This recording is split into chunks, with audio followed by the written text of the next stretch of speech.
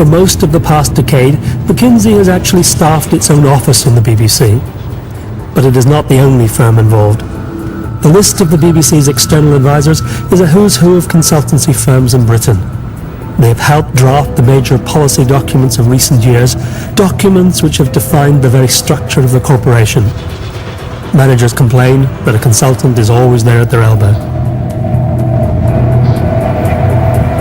I believe that there was a crisis of confidence in the BBC, partly driven by the external agenda, partly internally induced.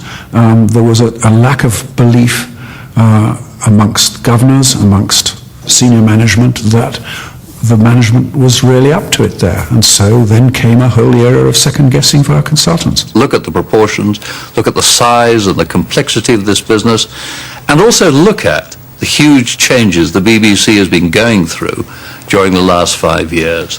Radical changes in the organization structure, radical changes in technology, outsourcing of a great deal of services hitherto done in-house.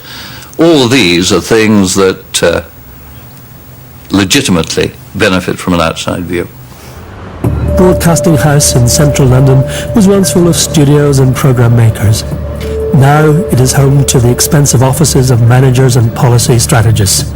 Concern about the BBC's use of consultants has even reached the House of Lords, raised by former Governor P.D. James. My Lords, the BBC is not managed by the Director General and his colleagues without outside assistance. It would be interesting to know how many millions of licensed payers' money has been spent in the last 5 years on the professional and highly expensive consultants and advisors who have apparently become essential to the running of our national institutions.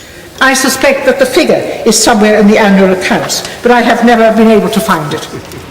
BBC spending on consultants does not appear in its annual report.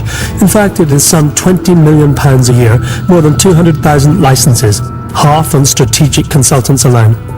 0.5%, roughly 10 million a year out of our license fee income of over 2 billion on strategic consultants. Now that's in line with what other major corporations would spend. It's probably a little lower than many I can think of.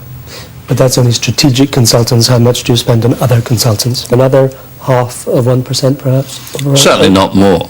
Yes. So all forms of external advice, 1% of licensee revenue would certainly cover it. It would probably be below 1%. Yes. All forms of external advice. Yes. Why has in the past the BBC rarely revealed the actual amount you spend on consultants?